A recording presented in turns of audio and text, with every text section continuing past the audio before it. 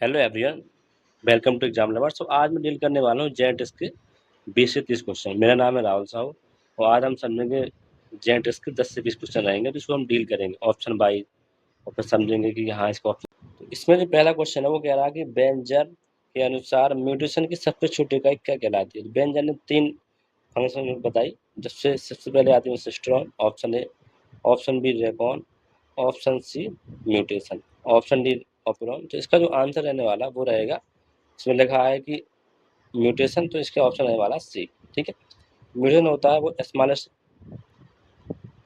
Unit of mutation है। ठीक है, जो रेगॉन है वो स्मॉलेस्ट यूनिट ऑफ रिकॉम्बिनेशन है। ठीक,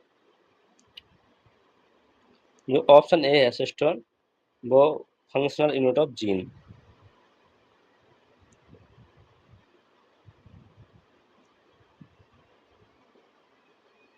ठीक है, ये आपको ध्यान देना पड़ेगा। ऑप्शन डी है ऑपेरॉन, इसका काम है जीन रेगुलेशन करना।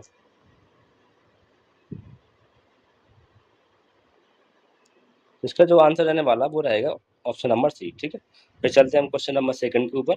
इसमें क्या लगा, one gene one enzyme hypothesis किस वैज्ञानिक ने प्रस्तुत की। तो ऑप्शन ए है Watson, option B Beadle and Tatum, option C Jacob and Monod, option D है मॉर्गन। तो इसका जो आंसर रहने वाला है वो रहेगा बीटल एंड टैटम। ठीक है, तो वाटसन ने क्या, आपको पता है कि इसका डीएनए हेलिक्स का मॉडल दिया इसने, और बीटल एंड टैटम ने दिया वन जीन वन एंजाइम। लेकिन अब ये चेंज हो गया है हाइपोथेसिस, ये हो गई है वन जीन वन पॉलीपेप्टाइड। ठीक है, आपको ध्यान देना पड़ेगा। ठीक है, और जो जैकब मोनेड है वो दिया लेकोपेरॉन लेकोपेरॉन मॉडल। तो मॉर्गन है, इनको बोलते हैं टीएस मॉर्गन, इन्होंने लिंकेज बताया, और भी काफ़ी सारी बताया इन लोगों ने। ठीक है, तो फिर चलते हैं क्वेश्चन नंबर 3 पर। इसमें लिखा है कि प्रोकैरियोट्स में 3 प्राइम टू 5 प्राइम नहीं 5 प्राइम टू 3 प्राइम एक्सोन्यूक्लिक एक्टिविटी किस डीएनए पॉलीमरेज में पाई जाती है। तो 3 टू 5 टू 3 है, इसको बोलते हैं प्राइमर प्राइमर रिमूवल एक्टिविटी। ठीक है, जो डीएनए जो पॉलीमरेज फर्स्ट में होती है। ठीक है, तो इसका आंसर रहने वाला डीएनए पॉल फर्स्ट। जो डीएनए सेकंड है, डीएनए पॉलीमरेज सेकंड है, उसका काम है डीएनए रिपेयर करना। जो डीएनए पॉल थर्ड, इसका काम होता है प्रूफ रीडिंग करना। ठीक है, तो जो डीएनए पॉल 4 है, इसका काम होता है एसओआर रिपेयर करना। ये आई फैमिली से बिलोंग करता है, उसका काम होता है एरर प्रॉन। ठीक है, तो इसका आंसर रहने वाला है ऑप्शन नंबर ए। इससे हम गैप फिलिंग भी कर सकते हैं, डीएनए पॉल फैट से गैप फिलिंग, इसको हम सीलिंग बोलते हैं। ठीक है, तो इसका ऑप्शन रहेगा ए। फिर हम चलते हैं क्वेश्चन नंबर 4 पर। इसमें लिखा है एक प्यूरिन के स्थान पर दूसरे प्यूरिन के आने वाली म्यूटेशन कहलाती है। अगर प्यूरिन टू प्यूरिन म्यूटेशन होता है तो उसको बोलते हैं ट्रांजिशन। ठीक, ऑप्शन इसका रहेगा बी। ट्रांसवर्जन होता है उसको बोलते हैं प्यूरिन टू प्रीमिडीन म्यूटेशन, तो इसको बोलते हैं ट्रांसवर्जन म्यूटेशन। इन्वर्जन जो होता है इसमें ना तो किसी चीज़ का लॉस होता है ना किसी गेन होता है, बस जो रोटेट होता है वो 180 का होता है। फ्रेम सेट पे ऐसा होता है कि कोई सिक्वेंस ही बदल गया है तो उसको बोलते हैं फ्रेम सेट। तो इसका आंसर रहेगा ऑप्शन नंबर बी। फिर चलते हैं क्वेश्चन नंबर 5 के ऊपर। इसमें कह रहा है कि बैक्टीरियोफेज के के प्रयोग द्वारा डीएनए को जेनेटिक मटेरियल किसने सिद्ध किया। तो ऑप्शन नंबर ए आता है ग्रिफिथ, ऑप्शन बी आता है Avery, MacLeod and McCarty, option C Hershey and Chase, option D है मिशेल्सन एंड स्टाल। तो इसका जो आंसर रहने वाला है जेनेटिक मटेरियल के लिए, इसका आंसर रहेगा सी, हर्शी एंड चेस ने। ग्रिफिथ ने दिया ट्रांसफॉर्मेशन मॉडल, ट्रांसफॉर्मेशन, फिर इन्होंने इसका दिया प्रिंसिपल। ठीक है, और हर्शी एंड चेस ने बताया कि डीएनए एक जेनेटिक मटेरियल है, और मिशेल्सन स्टार ने बताया कि डीएनए सेमी कंजर्वेटिव नेचर में होता है। ये आपको पॉइंट हमेशा ध्यान देने पड़ेंगे, अगर ऐसे आप करेंगे तो आपके लिए काफ़ी यूजफुल रहने वाला है। फिर हम चलते हैं क्वेश्चन नंबर 6 पर, छठवें क्वेश्चन पर। इसमें कह रहा है डीएनए रेप्लिकेशन के दौरान आरएनए प्राइमर बनने वाला एंजाइम कौन सा है? तो अगर आरएनए प्राइमर की बात करें तो इसमें होगा प्राइमेज। प्राइमेज एक बहुत शॉर्ट न्यूक्लियोटाइड होता है जो 6 से 8 न्यूक्लियोटाइड का बना होता है। तो लाइगेज होता है, इसको बोलते हैं मॉलिक्यूलर ग्लू। इससे फॉस्फोडाइस्टर बॉन्ड बनता है। हेलिकेज का काम होता है अनबाइंड करना, अनबाइंड कर रहा तो इससे हाइड्रोजन बॉन्ड ब्रेक होगा। टोपो आइसोमरेज होता है वो सुपर कॉइलिंग को रिकॉइल करता है। ठीक है, रिकॉइल करना या रिलैक्स करना, ये दो टाइप का होता है, टॉपोमरेज फर्स्ट और टॉपोमरेज सेकंड। जो टॉप फर्स्ट होता है, टॉपो आइसोमरेज फर्स्ट, इसमें एटीपी नहीं चाहिए होता है। ठीक है, जो सेकंड होता है इसमें एटीपी की आवश्यकता होती है। और जो टोपो आइसोमरेज फर्स्ट होता है वो सिंगल स्ट्रैंड को ब्रेक करता है, तो टोपो आइसोमरेज सेकंड है वो डबल स्ट्रैंड को ब्रेक करता है। इसी को अगर बैक्टीरिया ई कोलाई में इसको गाइरेज बोलते हैं। ठीक है, फिर हम चलते हैं क्वेश्चन नंबर 7 पर। इसमें लिखा है कि जेनेटिक इंजीनियरिंग में मॉलिक्यूलर सीजर किससे किसे कहा जाता है? तो अगर मॉलिक्यूलर सीजर की बात करेंगे तो उसमें आता है restriction enzyme, restriction endonuclease enzyme बोलते हैं।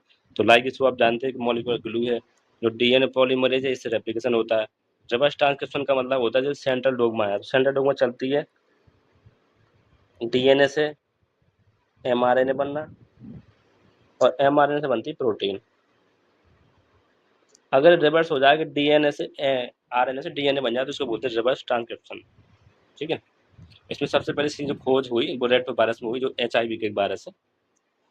तो फिर क्वेश्चन नंबर चलते हैं 8 पर। 8 का कह रहा है, इसमें लिखा क्रोमोसोम के किस भाग को नष्ट हो जाने को क्या कहा जाता है? अगर कोई चीज़ क्रोमोसोम की कोई चीज़ नष्ट हो गई है तो वो उसमें डिलीशन का काम करेगा। ऑप्शन अगर ए है तो इसमें लिखा डुप्लीकेशन, अगर कोई चीज़ डुप्लीकेट करती है तो रिपीटिशन होगा। इन्वर्जन मैंने बताया कि इसमें ना तो कोई गेन होता है ना कोई लॉस होता है, मतलब कोई भी क्रोमोसोम का, बस इसकी जो 180 रोटेशन हो जाती है। ट्रांसलोकेशन का मतलब होता है कोई चीज़ आपकी ट्रांसलोकेट करके एक स्थान से दूसरे स्थान। ठीक है, तो ऑप्शन इसका रहने वाला सी, डिलीशन। फिर हम क्वेश्चन नंबर 9 से देखते हैं। 9 में लगा कि वार बॉडी का निर्माण किस किसके कारण होता है? तो ऑप्शन ए है Y chromosome condensation, option B है inactivation of 1X chromosome, option C है डीएनए रेप्लिकेशन, ऑप्शन डी है क्रॉसिंग ओवर। तो इसका रहने वाला option B, inactivation of 1X chromosome. जो फीमेल होती है उसमें जो गुणसूत्र होते हैं वो XX होते हैं। ठीक है, अगर बाई फॉल्ट एम्ब्रियोनिक स्टेज में ट्रांसक्रिप्टोराइड अगर एम्ब्रियोनिक स्टेज में X क्रोमोसोम इनएक्टिव हो जाए तो फिर उसको बोलते हैं वार बॉडी। वार बॉडी का फॉर्मूला होता है X-1। ठीक है, इसको हम लायन हाइपोथेसिस बोलते हैं या डोसेज कंपेंसेशन भी कह सकते हैं। तो इसका आंसर रहने वाला बी। फिर चलते हैं क्वेश्चन नंबर 10 पर। इसमें लिखा है कि बैक्टीरियोफेज द्वारा डीएनए स्थानांतरण की प्रक्रिया कहलाती है। तो ऑप्शन है transformation, option B conjugation, option C है ट्रांसडक्शन, ऑप्शन डी है ट्रांसलेशन। तो इसका जो आंसर रहने वाला वो रहेगा सी, ट्रांसडक्शन। ट्रांसफॉर्मेशन में होता है डीएनए नेगेट, इसका होता है स्थानांतरण। ठीक है, जो कंजुगेशन में सेक्स सप्लाई के द्वारा जेनेटिक एक्सचेंज होता है। ट्रांसडक्शन में तो मैंने बताया थी इसका बैक्टीरियोफेज है। जो ट्रांसलेशन होता है उसमें बनती है प्रोटीन, प्रोटीन सिंथेसिस होती है इसमें, सेंट्रल डोग्मा से रिलेटेड है। ठीक है, तो इसका जो आंसर रहने वाला वो रहेगा सी। फिर चलते हैं क्वेश्चन नंबर 11 पर। इसमें लगा कि ऑपरेरन मॉडल किसने दिया? तो ऑप्शन ए है जैकब एंड मोनेट ने, ऑप्शन बी है बार्सन एंड क्रेक, ऑप्शन सी है मेंडल साहब ने दिया, ऑप्शन डी है मॉर्गन। तो इसका जो आंसर रहने वाला वो रहेगा Jacob and Monod. Watson and Crick ने दिया डीएनए हेलिक्स मॉडल, मेंडल साहब तो जेनेटिक्स से रिलेटेड है, मॉर्गन ने दिया लिंकेज। तो इसका ऑप्शन रहने वाला है ए। फिर हम चलेंगे क्वेश्चन नंबर 12 पर।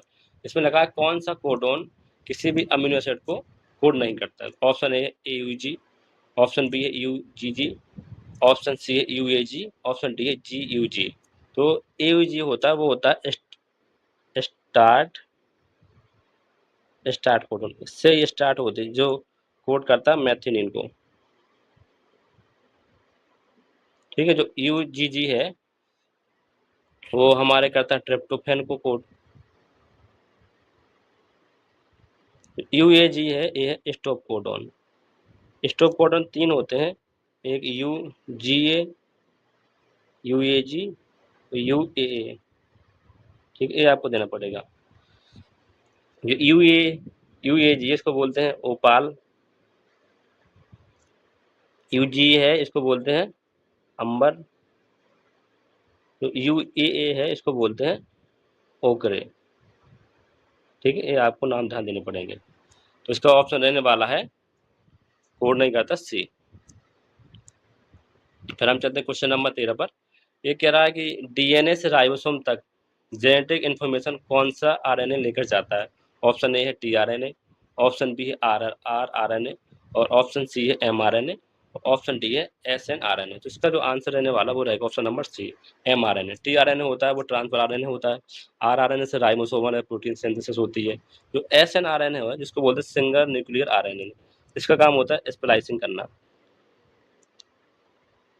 स्प्लाइसिंग हमारे यूकैरियोट्स में होती है, प्रोकैरियोट्स में एब्सेंट होता है, ठीक है। फिर हम चलते हैं क्वेश्चन नंबर 14 पर। इसमें देते हैं कि मॉलिक्यूलर बायोलॉजी का सेंट्रल डोगमा किसने प्रस्तावित किया। ऑप्शन ए है वाटसन, ऑप्शन बी है फ्रांसिस क्रिक, ऑप्शन सी है मॉर्गन, ऑप्शन डी है जैकब एंड मोनार्ड। तो इसका जो आंसर रहने वाला वो रहेगा बी, जैकब एंड मोनार्ड ने नहीं दिया, इसका आंसर रहेगा फ्रांसिस क्रिक। वाटसन ने तो दिया DNA model, DNA helix model. Watson Francis Crick ने दिया central dogma, TS Morgan linkage से है, और जैकब एंड मोनार्ड है लैक ऑफ आंसर, ठीक, जीन रेगुलेशन। फिर हम चलते हैं क्वेश्चन नंबर 15 पर। इसमें कह रहा है कि क्रोमोसोम 21 की ट्राइसोमी से कौन सा विकार होता है। Option A Turner syndrome, option B Klinefelter syndrome, option C Down syndrome, option D Edward syndrome. तो ट्राइसोमी का मतलब होता है, इसका फॉर्मूला होता है 2n+1, ठीक है, कोई क्रोमोसोम का गेन हो जाना, ठीक। जैसे टर्नर सिंड्रोम इसका होता है 45, इसमें एक क्रोमोसोम लॉस हो जाता है इसका, और क्लाइनफेल्टर का रहता है 47 XXY। जो डाउन सिंड्रोम होता है इसका होता है 47 और डाउन 21 क्रोमोसोम। एडवर्ड होता है 47 और एडवर्ड 18 क्रोमोसोम। जो 21 और 21 क्रोमोसोम पर ट्राइसोमी हो गई है, तो इसका रहने वाला है 21वें नंबर पर, तो इसका आंसर रहेगा डाउन सिंड्रोम, ठीक है। जो टर्नर सिंड्रोम और क्लाइनफेल्टर सिंड्रोम है ये होता है क्रोमोसोम से, क्रोमोसोम कंस्टिट्यूशन से होता है। जो डाउन सिंड्रोम एडवर्ड सिंड्रोम है ये होते हैं ऑटोसोम से। एक इनइक्वालिटी होती है, इनइक्वालिटी मतलब होता है कि क्रोमोसोम का लेस होना और गेन होना, लेकिन जो सेट है वो कभी चेंज नहीं होगा, ठीक। तो इसका ऑप्शन रहने वाला सी। फिर हम चलते हैं क्वेश्चन नंबर 15 पर। इसमें कह रहा है कि 45 एक्सो क्रोमोसोम कंस्टिट्यूशन किस सिंड्रोम का उदाहरण। तो मैंने अभी बताया जस्ट अभी कि जो आंसर रहने वाला है इसका टर्नर सिंड्रोम रहेगा, option number A.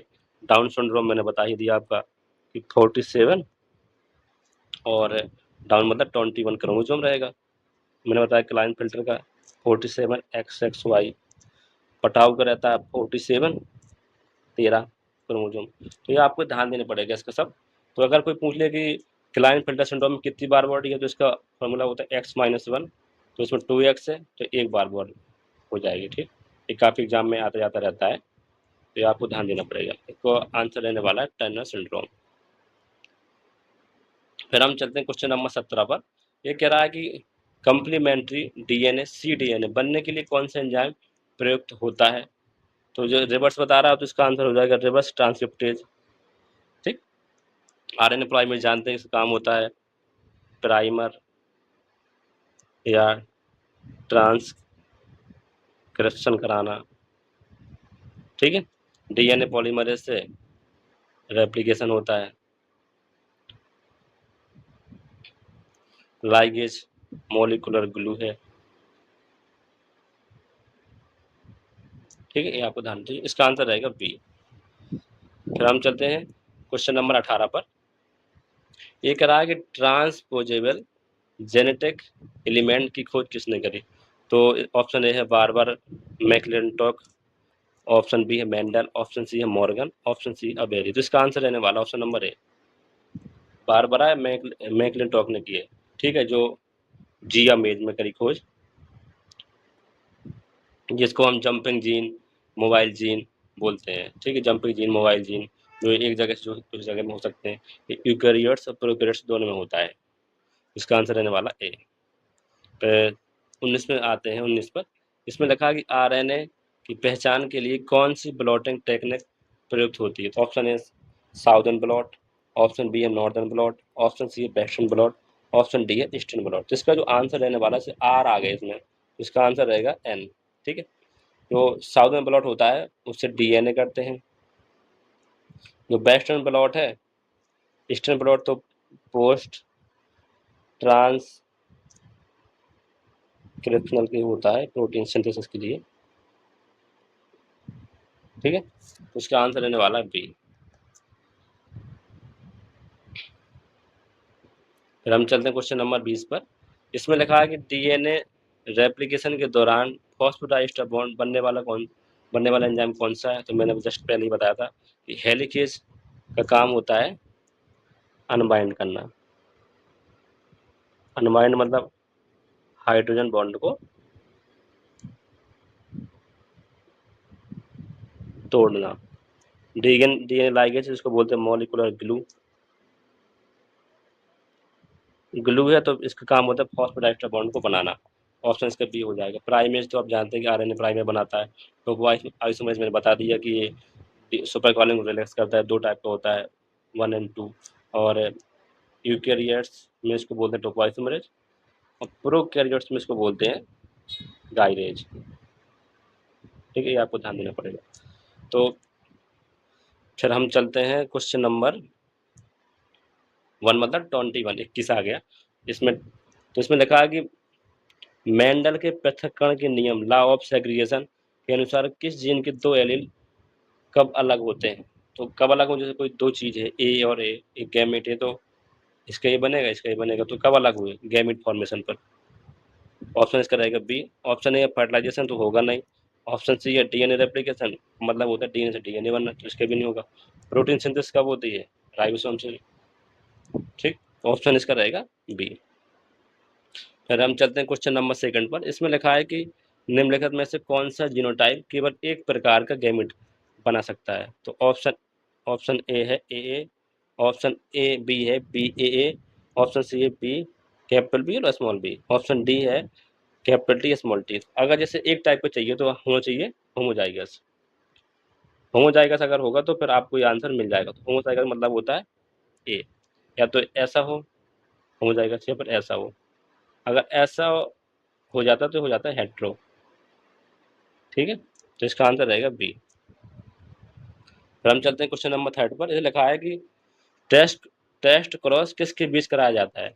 Option number A है होमोजाइगस डोमिनेंट, ऑप्शन बी है होमोजाइगस रिसेसिव, ऑप्शन सी है हेटरोजाइगस, ऑप्शन डी है F1 हाइब्रिड। तो इसका आंसर रहने वाला होमोजाइगस रिसेसिव।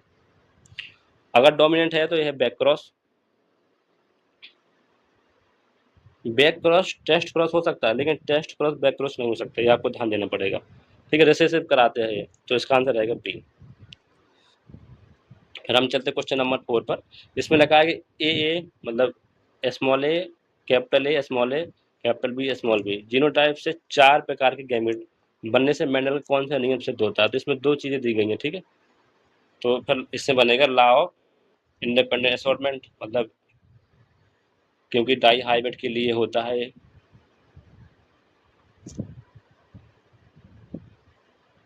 हाइब्रिड के लिए, डाई हाइब्रिड क्रॉस के लिए होता है, ठीक है। जो लॉ ऑफ सेग्रीगेशन है होता है मोनोहाइब्रिड के लिए।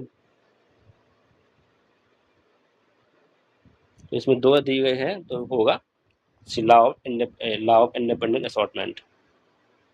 फिर हम चलते हैं क्वेश्चन नंबर 5 पर। इसमें लिखा है कि इनकम्प्लीट डोमिनेंस में F2 PD का फिनोटाइप रेशियो क्या होता है?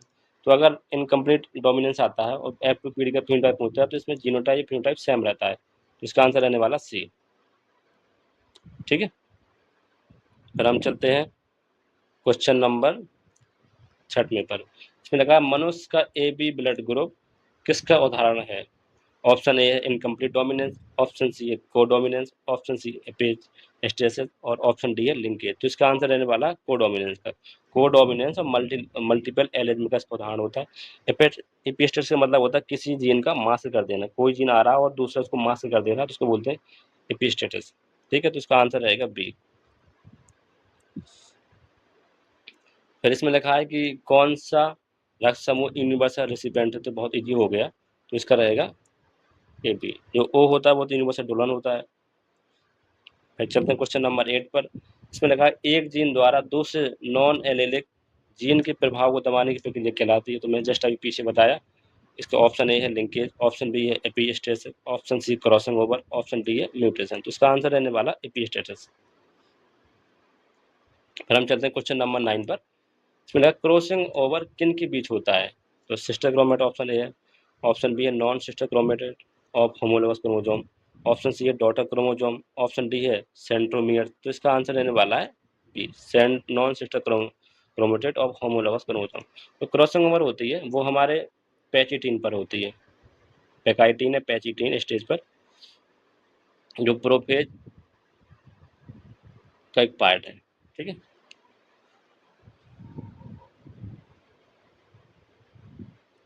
फिर हम चलते हैं क्वेश्चन नंबर 10 पर। इसमें लिखा है कि जेनेटिक रिकॉम्बिनेशन की इकाई क्या होती है। तो बताया ही मैंने जस्ट पहले क्वेश्चन पर। अगर आ गया इसमें रिकॉम्बिनेशन तो ये होगी रेकॉन की।